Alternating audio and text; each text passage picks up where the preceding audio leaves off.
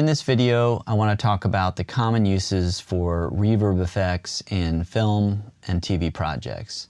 Now, there are a lot of good videos out there already about how to set up reverb in ProTools using aux tracks, or there's plenty of other ways to do it. I've decided to cover more of an overview of how we use reverb most commonly and how you might think about it, and a few important tips when using reverb for film and video projects. So we tend to use reverb a little bit differently on dialogue than we do on effects, than we do on music. So I'm going to get into that. Now, one of the most important things to know, the main tip I can give you, is that in the end, after you've made your full mix, or at the same time you output your full mix, you also need to output your stems, right? So typically on a 5/1 project, we're going to have 5/1 mix, and then stereo mix down. In my case, I use an LTRT. And then we have 5/1 stems, usually dialogue 5/1, effects 5/1, music 5/1, and then the stereo versions of those stems, right? Stereo dialogue, stereo effects, stereo music. Now, you can make more stems. Oftentimes people will make a separate ambient stem, or they'll make a separate Foley stem. That's all good. But generally when we deliver, dialogue, effects, music are the three main stems they ask for. So what's important to know is that when you mix, and then when you bounce your stems, the stems have to have the identical reverb they had when they were in the mix. So generally the way we deal with that is we make sure that each category, dialogue, effects, music, has their own separate reverbs. We might even have the same settings in those reverbs, but we're going to have reverb that's going to bounce directly to the dialogue stem, reverb that's going to bounce to the effects stem, and reverbs that are going to bounce to the music stem. When you combine them all, you'll get the full mix, but each stem will have that same reverb on it as a stem. So that's very important, and that is something that you would get caught out for in quality control if you didn't do it correctly. So each stem has to have its own designated reverb. All right, so let's get into the specific stems. So dialogue. I mean, there are, of course, a ton of ways that you can use reverb, but one of the main uses for reverb is to match ADR to production dialogue. So most of the time, we're not just putting reverb on everything, right? We're picking certain scenes that will benefit from having reverb, and we're just using it on those scenes. But one of the things that's really important is that the ADR almost always needs some reverb if it's going to match production. So in that case, we're really listening to the production dialogue. We are trying to pick a reverb that matches that as close as possible. So generally, if it's a small or medium-sized room, we're going to go with a pretty small sounding reverb and a pretty short decay time. It might be a second, it might be half a second, it might be a couple of seconds. Of course, there are cases where you're going to use big reverbs if you're in a church or an alleyway, but a lot of the times, again, we're just using the reverb to match the ADR to the production dialogue. Now, an important point when you're using reverb on ADR is you don't want the reverb to go wide. If you're in 5/1, you don't want the reverb to go hard left-right when your production dialogue, which is coming out of the center channel and has its own natural reverb, is just going to be in the center channel. So you don't want to hit ADR and all of a sudden hear your reverb come out the left and right speakers. So one of the important tips is when you're using reverb to match ADR, almost always you're panning that reverb to be very tight, either only in the center channel or very tight to the center channel. Okay, another way we use reverb in dialogue is just to create a richer sense of space. So let's say you're in a church and you just want to give a little more echo, and you want that echo to be in all your speakers, then you're going to want to use reverb.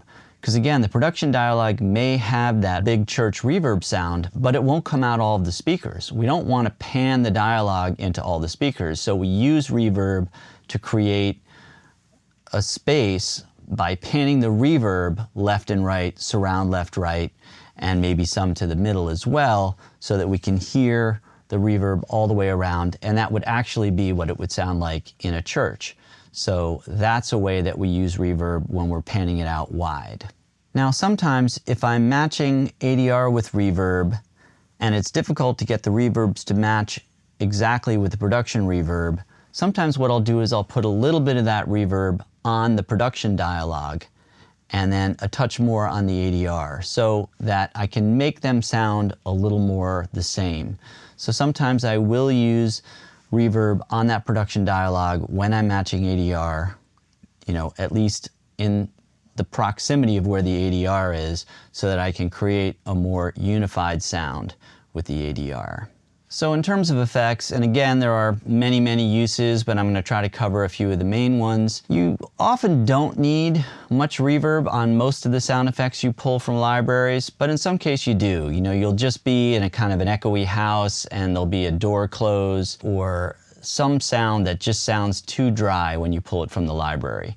So we always have an effects reverb sort of sitting there in the background where I can just quickly bust a sound into that reverb anytime it feels too dry and it's not really matching the sound of the other production effects. So I definitely use it a lot for that. I also like to use it for some outdoor things, like if you're in New York City and you hear a car horn, usually it has a bit of like street reverb on it and maybe even some echo, but usually I just use a reverb, and some of the reverbs have a little bit of echo, or you can use pre-delay to create more of kind of a slap sound.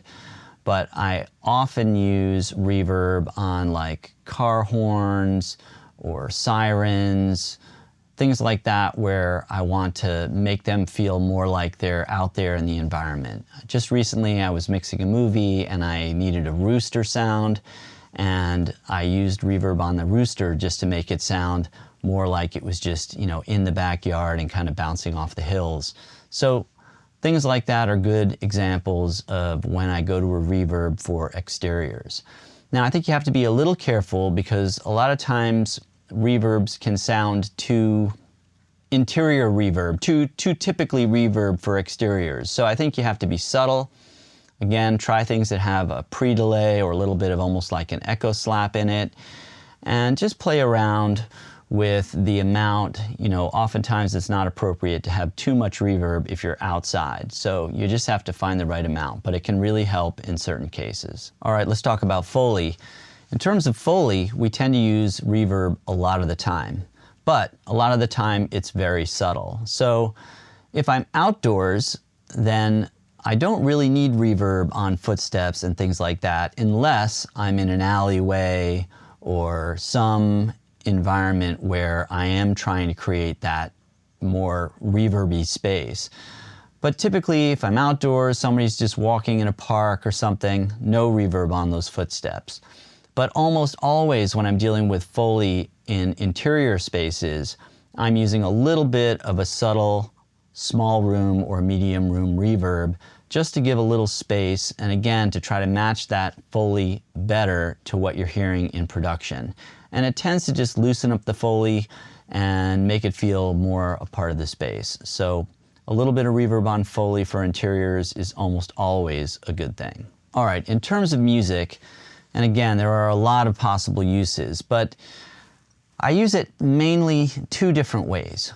If I receive stereo files for the score for a movie or film project and I'm mixing in 5.1, then I need to get that music into the surround speakers. So I am panning it a little bit to the middle and about 20% to the back, but I'm using reverb and feeding that 90% to the back speakers so that the little bit of music I have in the back has a reverb sound. And what that does is, of course, makes it feel more ambient in the back speakers, and it also is good for eliminating the possibility of phase cancellation in the room. You don't want to be sending the same dry music signal out your front speakers as you are out your back speakers, because somewhere in the room you will get phase cancellation. So if you use reverb mostly in the back for score, you should be able to eliminate or greatly reduce any possibility of phase cancellation in the room with your music. So on source music, which is music that is supposed to be playing from within a scene, right? So we're in a bar and they've served up some music for us to put in the scene as music that's coming from the bar speakers. In this case, I tend to use a lot of reverb. Now, I don't mean long reverb. A lot of time it's a pretty short reverb. It might be 1 second to 2 seconds, in that range in most cases. But I am using quite a lot of the reverb signal and less of the original signal to make it just feel more back in the space. And then, I think this is very important, I'm panning the music a little more mono, and often I'm taking the reverb and making it a little more mono as well. So that just tends to make it feel more like production sound and makes it feel, in my mind, more believable as coming from within that room from some kind of speaker system. So panning, EQ, and reverb are really what makes source music believable. In terms of EQ, I tend to roll off some of the highs for sure, and sometimes some of the lows. It just really depends on the space. Anyway, there's some tips on how I use it for source music in film. I hope this gives you a good overview of how we commonly use reverb in our film and video projects. As always, like, comment, and subscribe, and I'll see you on the next one.